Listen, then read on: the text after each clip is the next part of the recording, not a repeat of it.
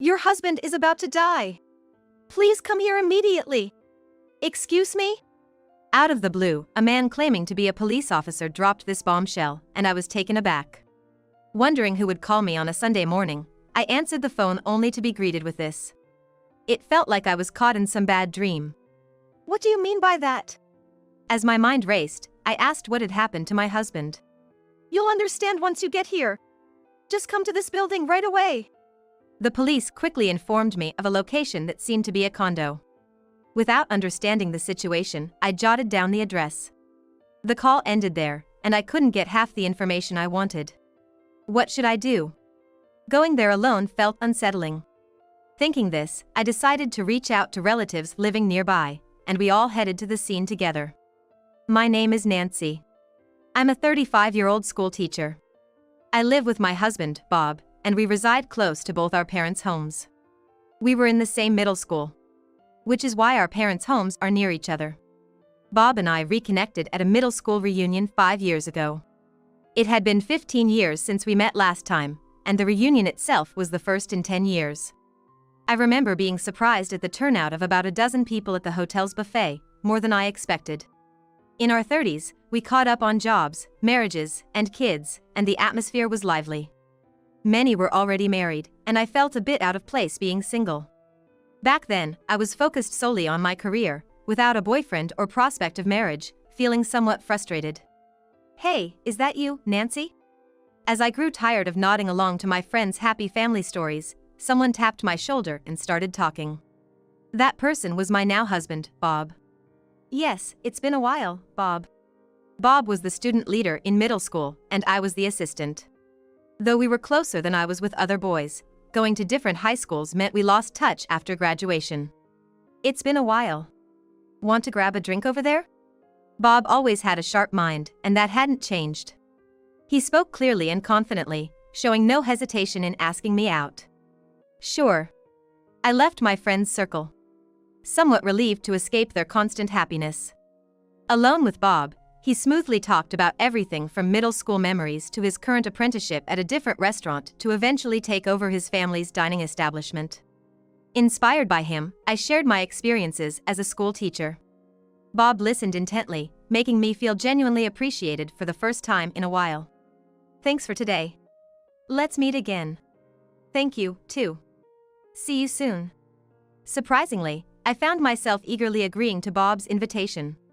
What I thought would be an uneventful reunion turned into a new chapter with a classmate, Bob.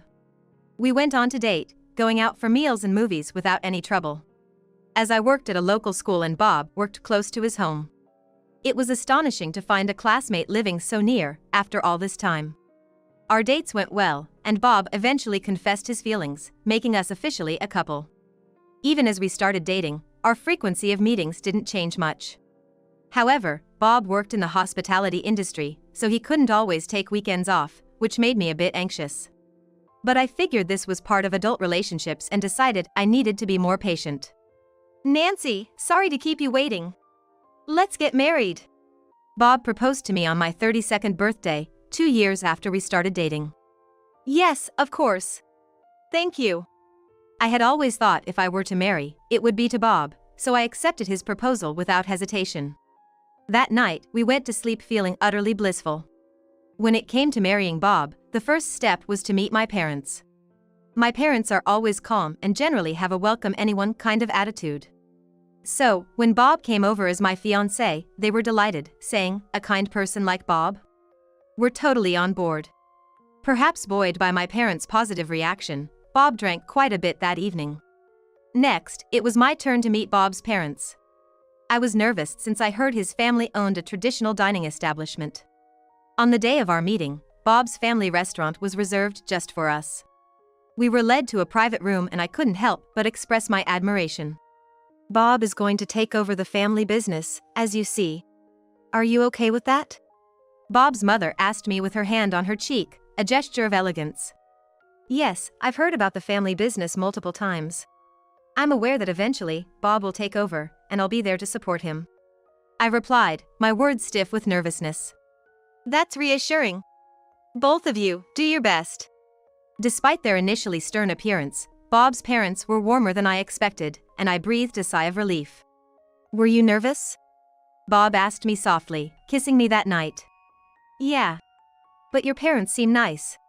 "Really?" "They're always strict with me. They were just putting on an act today." Bob shrugged, turning it into a light-hearted conversation. I felt that under the care of such parents, joining Bob in running the family business might not be so bad. Our marriage began with the blessing of both our parents, starting our life together on a positive note. Initially, our married life seemed to go smoothly without any particular issues. We both worked, so we shared household chores, and we spent our days off together. Bob was always busy but never failed to show his care, greeting me with "tired from work" every day. I felt incredibly fortunate to be with Bob. However, as our marriage progressed, I sensed a gradual change in Bob's attitude. The turning point seemed to be when a doctor informed us that I had difficulty conceiving. Despite our efforts, we couldn't have children and decided to seek medical advice. The results showed no issues on Bob's end, but problems on mine. "It's unfortunate, but it can't be helped." "Bob, I'm sorry." "No need for you to apologize. This is something decided by fate." Bob comforted me with kind words, rubbing my back as I felt down. However, contrary to his words, Bob seemed to feel a sense of disappointment towards me at that time. After it became clear we couldn't have children, Bob no longer approached me at night. His attitude even started to feel distant. The household chores, which we used to share, became solely my responsibility as Bob claimed, "I've been really busy lately." My family's also been nagging me to train at the restaurant on my days off. I need to grow enough to be able to entrust the business to someone else. I couldn't believe these harsh words were actually coming from his parents, who, although they looked stern, had never been harsh to me. In fact, they always thanked me for joining their family. Thus, Bob's words felt more like a sneer at me for not being able to bear children. "Okay. But could you help out a bit when work calms down? Between work and house chores, my body's crying out." This was the truth. Even in elementary education, the workload and interpersonal relationships can be taxing. Coming home to a mountain of chores only added to my exhaustion. "Sure, when things settle down." Bob said this to smooth over the situation, but he never helped with the chores after that. Bob's attitude worsened day by day. Not only did he stop helping around the house, but he also started complaining about the meals I cooked and the ironing. "This is too spicy, tone it down or you'll lose the flavor of the ingredients. You missed some wrinkles on this shirt. Are you slacking? Hey, I found hair in the bedroom, clean it up, will you?" It seemed like Bob was looking for any excuse to criticize my housekeeping. Especially his complaints about my cooking. Being the son of a restaurant owner, he grew up eating fine food and had a discerning palate. His detailed complaints about the ironing and cleaning felt like veiled criticisms of me. "If you're going to complain that much, why don't you do it all?" I snapped back at him, unable to contain my frustration. "What? I'm telling you, I'm exhausted from work every day. Plus, I'm getting all this pressure from my parents, and, forget it." Bob, clearly stressed, angrily scratched his head and threw the TV remote onto the floor. "What are you doing?" I was shocked. He had never resorted to throwing things before. Was I mistaken about the kind of person Bob was? Doubt crept in, shaking my confidence in my choices. "It's all your fault I'm like this. Because you can't have kids, my parents are putting pressure on me." Bob hurled these cruel words at me, visibly agitated. I was more shocked than angry, and ended up bedridden for days. During this time, Bob would leave the house all day, citing training at the restaurant on his days off. The old Bob would never have left me alone when I was unwell. His change was heartbreaking, and I found myself crying. One morning, I was surprised when he came home. "I was training hard until late last night, so tired," he said, collapsing onto the bed as soon as he got home. There seemed to be a faint smell of shampoo. Was it my imagination? "Did you really spend last night training at the restaurant?" When I asked, concerned, he glared at me. "What? You're doubting me?" I shook my head reflexively. Bob's recent late returns were unusual. But as the expected successor of a traditional restaurant, his excuses of prolonged training sessions were something I had to accept. Alone, I spent my days troubled, both at work and while doing chores. Then one day, I ran into my mother-in-law at the supermarket. What a coincidence to see you here, Nancy. Hello. She greeted me with a warm smile.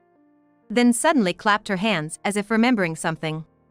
Nancy, Bob hasn't been coming home lately, and we're quite troubled. He's busy, isn't he? We have a lot we want to teach him, and we've told him to come over when he's free. Her words puzzled me. I was shocked to hear my mother-in-law's words. Bob always says he's going to his parents' house on his days off. He comes back late at night, or in the morning, saying how tough the training was. Hearing this, my mother-in-law looked confused. And it was clear our stories didn't match. What do you mean? Her gentle eyes sharpened. Perhaps realizing a significant fact. Well, according to you, Bob hasn't been going to the restaurant. That means he's been lying to me and going out late. A chill ran down my spine. Bob had complained about being pressured by his parents due to the succession issue, blaming me since we couldn't have children. I felt guilty every time he mentioned it. But if my mother-in-law's story was true, then Bob was sneaking out for no apparent reason. Does this mean? I swallowed hard, gauging her reaction. Her eyebrows twitched. Yes, this is quite concerning. We exchanged glances, probably sharing the same thoughts. Bob was hiding something from us. That's it. I'll be more cautious about Bob's actions. Yeah. I'll let you know if I find anything concerning on my end. Our women's intuition aligned, and we parted ways. Each lost in thought about what to do with Bob. The realization that I needed to uncover the truth about Bob and possibly gather evidence began to dawn on me. Should I hire a detective, or should I try to uncover what Bob does on his days off by myself? 2 weeks passed as I pondered my options, during which Bob continued to claim he was visiting his parents' house on his days off, often returning home late at night. I kept in touch with my mother-in-law, confirming that Bob hadn't been to his parents' house. Just as I was about to seriously consider hiring a private investigator, I received a phone call one Sunday morning. Bob had said he would be staying overnight at his workplace for training and had left the house since yesterday. Hesitantly, I looked at the unknown number on my phone's screen and debated whether to answer, thinking it might be my mother-in-law or father-in-law, whose number I hadn't saved yet. Hello? I answered, cautiously. There was a sharp intake of breath on the other line. This is the police. Is this Nancy? The word police made me exclaim, what? What could the police possibly want with me? Curious, I responded, yes, that's me. The caller, now assured they were speaking to the right person, urgently said, Your husband is about to die. Please come here immediately. Excuse me? Suddenly, a man claiming to be a police officer uttered words I never expected, and I was taken aback. Wondering who would call me on a Sunday morning, I answered the phone only to be greeted with this. It felt like I was caught in some bad dream. What do you mean by that? As my mind raced, I asked what had happened to Bob. You'll understand once you get here. Just come to this building right away.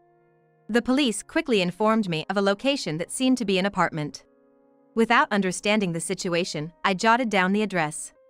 The call ended there, and I couldn't get half the information I wanted. What should I do? Going there alone felt unsettling. Thinking this, I decided to reach out to relatives living nearby.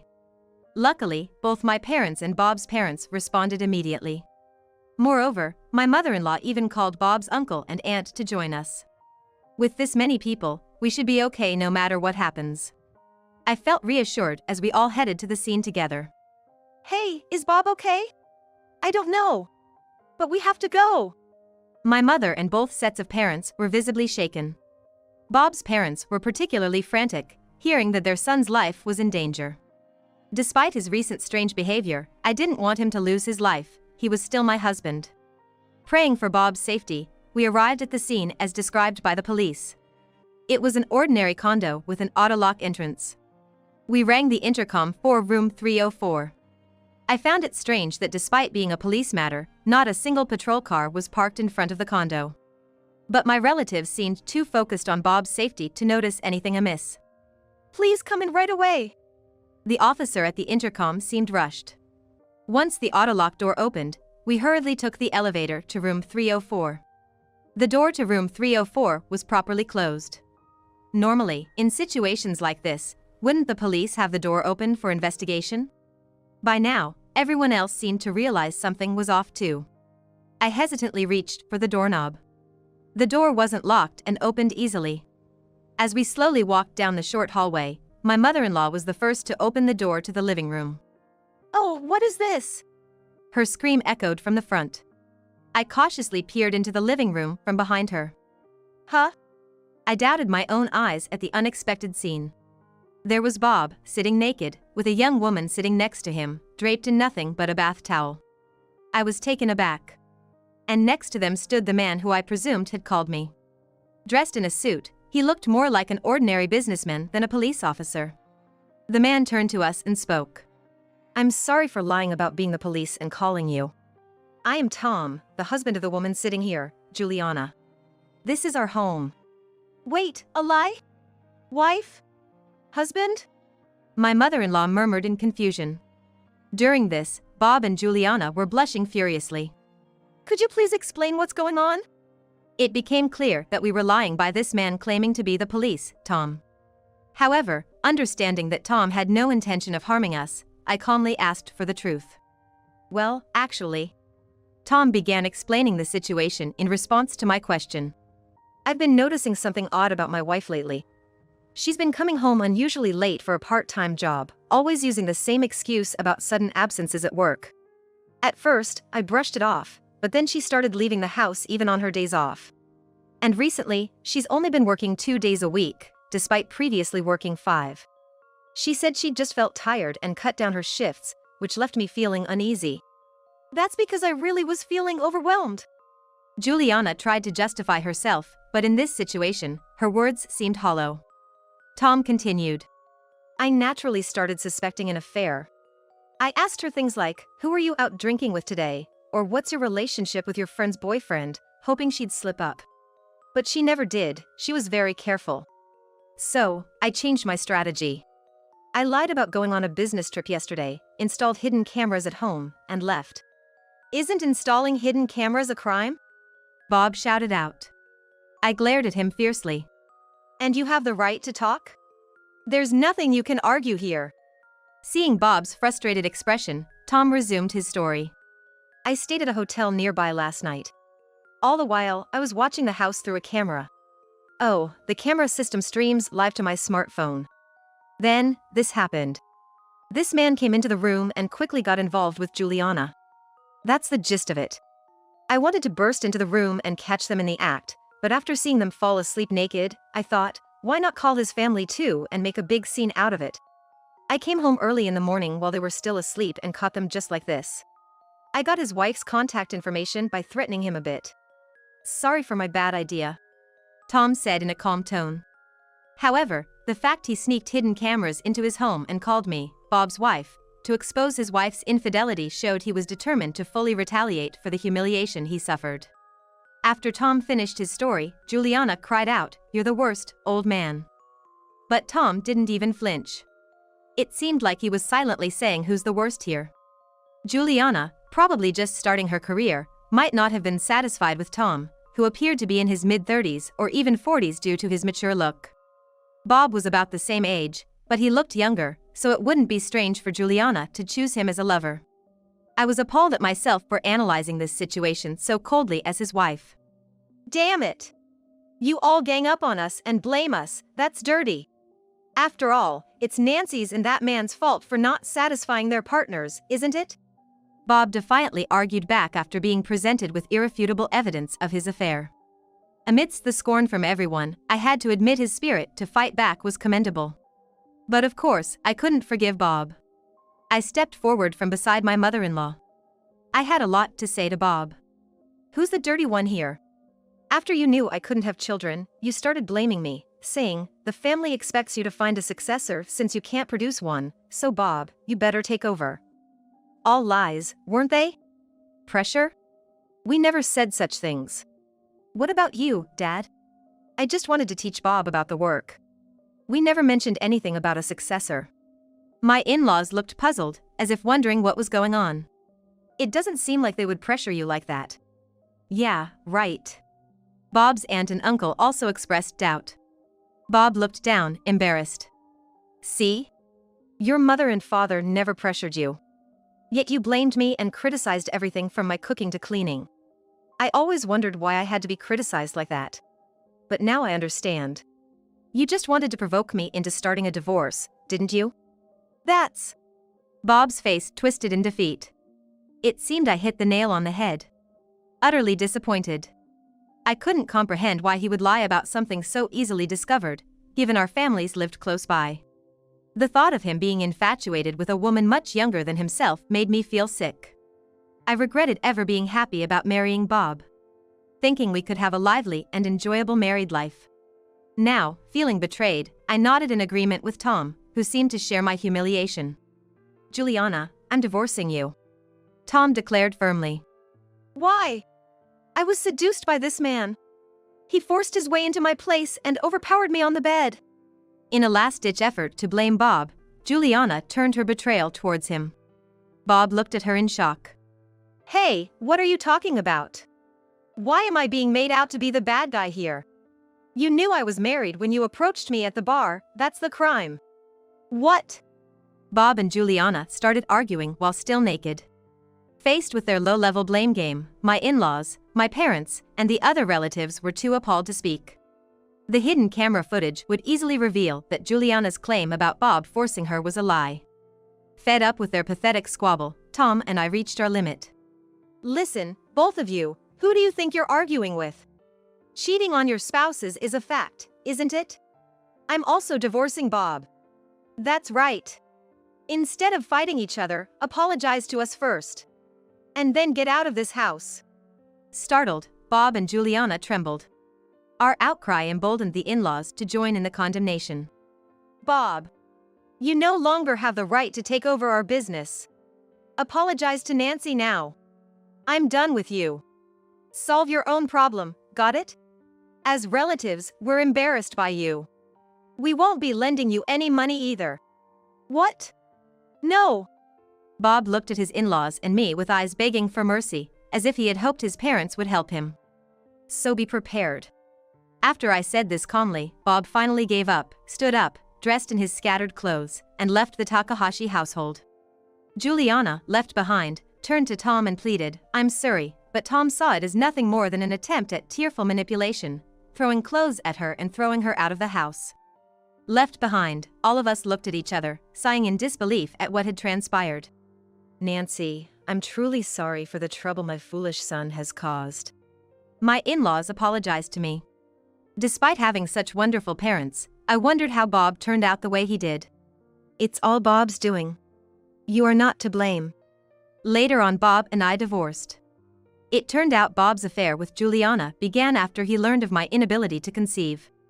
Though I felt sorry for that aspect, it was no excuse for infidelity. I remembered all the hurtful things Bob had thrown at me and demanded a suitable amount for alimony. Bob, lacking the means to pay the demanded sum up front, ended up in debt. It seemed like he could have easily paid it back if he had taken over the family restaurant. But his parents decided against letting him inherit it after his betrayal. With no need to work at the restaurant, he had been training it under the guise of preparation. Bob was revealed to have skipped shifts multiple times to meet Juliana, leading to his dismissal by the furious restaurant owner. Now, having lost both his wealth and job, Bob is on the hunt for new employment. Having thought he would live his life through cooking, Bob became almost like a shell of his former self after losing his purpose. Midway through his 30s, he lacks the drive to be in another industry, barely getting by with part-time jobs in food service. But part-time work hardly scratches the surface of his debt. Instead of job hunting, Bob has fallen into gambling, hoping for a big win to turn his fortunes around. At this rate, he's on track for a life buried in debt, a thought I entertain with a sense of detachment. Let him struggle with the consequences of his self-destructive lifestyle. Quietly, I contemplate Bob's downfall from afar. Meanwhile, I've decided to re-enter the dating scene. Though I thought I might take a break from marriage, my in-laws encouraged me to find someone better. Recently, a man who said he didn't want children and wanted to get to know me reached out. He seemed sincere and stable. With him, I feel a glimmer of hope for starting over.